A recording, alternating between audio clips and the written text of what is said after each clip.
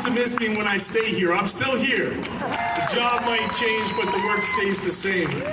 I want to offer, in my opening remarks, a contradiction. And I want to reflect on why days like today are so important. The contradiction will be that there are those who will report on the events of today in two ways. First, they will try to deny the power of people meeting in spaces like this. They will say that what happened today was only symbolic and it didn't matter. That will be their first statement. And when that doesn't work, they'll switch to their second statement. They will discredit and defame, and they will say that events like this are so powerful that it will shake the very social fabric of Canada. So simultaneously, they will put us up as being weak and ineffective and all-powerful. So congratulations in living in that contradiction. And as has been expressed here, that this is a generational struggle.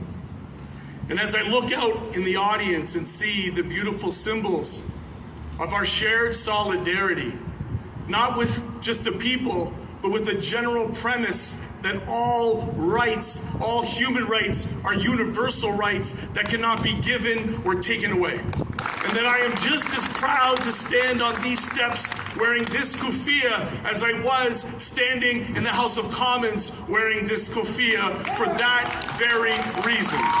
And I think about what it was like 5 years ago when we were here on the Day of Rage.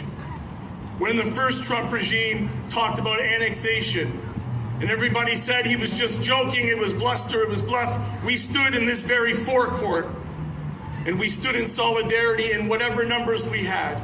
And then I think about 3 years ago, when the youth, the Palestinian youth and the Palestinian community led us through these streets in the thousands, denouncing the brutal genocide of Gaza. And while we might not be in our thousands here today, the importance of Land Day can't be understated. When we all decided to join this event, I'm sure like you, I know in my ride over, I was reflecting, and it was somber. Because we do recognize that in all of our efforts, in all of the chaos of the world, and all of the moral clarity that was clear about what was happening in Gaza, all of the institutions around a so-called international legal order crumbled. That it wasn't only the Palestinian people that the Zionist entities were massacring, it was also the international legal order. But let's make one thing clear.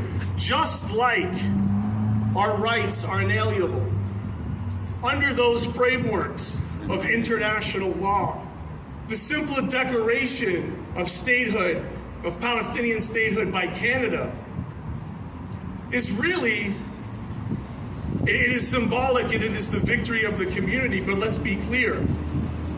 Palestine is recognized by 140 states. And I should note to you, what I'm about to read to you now, I put on the record in the House of Commons in 2024 on March 18th, leading up to this day. So let me repeat the record. Palestine is a judicial fact.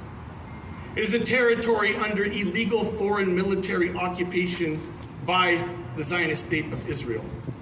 But that does not mean that the state of Palestine does not exist. All the four criterion of statehood as codified in the 1933 Montevideo Convention on the Rights and Duties of States.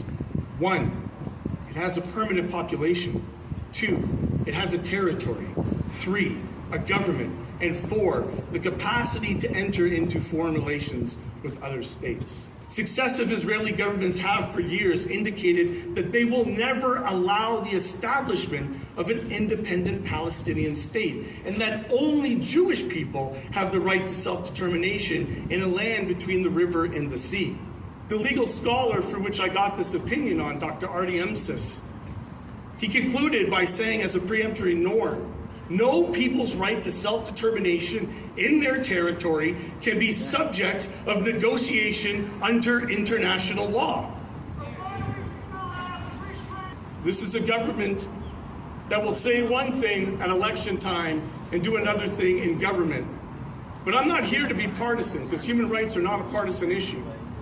The point is that state recognition and land are inextricable. They are linked.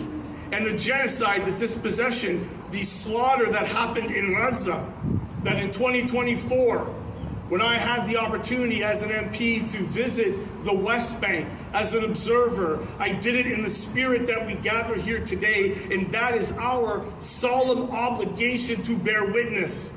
And I need to be clear, I didn't need to travel to Palestine to believe the stories and the history that has been written about, even before social media to this time. For those who say it's complicated, it's really not. But I can tell you assuredly that in person, while I did not visit Gaza, I did go to the West Bank. And at that time when I bore witness there, I carried a message of the Canadian people that the position of our government was not the moral position of the Canadian people. And that yes, in our thousands and in our millions, we are all Palestinians. In our thousands and in our millions, we are all Palestinians. In our millions and our billions, we are all Palestinians. Sisters, brothers, and comrades, you are more powerful than you know, and this generational struggle will continue so that in our lifetime, we will see that Palestine will be free. Thank you.